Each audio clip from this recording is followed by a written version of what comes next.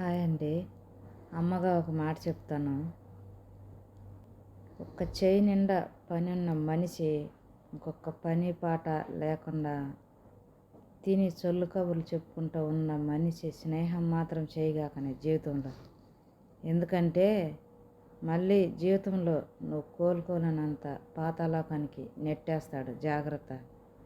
అలాగే నువ్వు స్నేహం చెయ్యాలంటే నీలాగా చేయి నిండా పని ఉన్న మనిషి స్నేహం చెయ్యి. ఎందుకంటే నీకు చెడు తగలబెట్టాలనే టైము, నీకేదో చేయాలనే టైము తనకు ఉండవు కాబట్టి ఏ ఒక్క క్షణం రెస్ట్ దొరికినా ప్రశాంతంగా రెస్ట్ తీసుకోవాలని ఆలోచిస్తాడు తప్ప ఏదో చేయాలని, చెడు చేయాలనే టైము ఆలోచన తన మైండ్లో ఉండవు కాబట్టి ఇది మాత్రం నిజం. ఇది నచ్చితే అమ్మ అని లైక్ చేయి.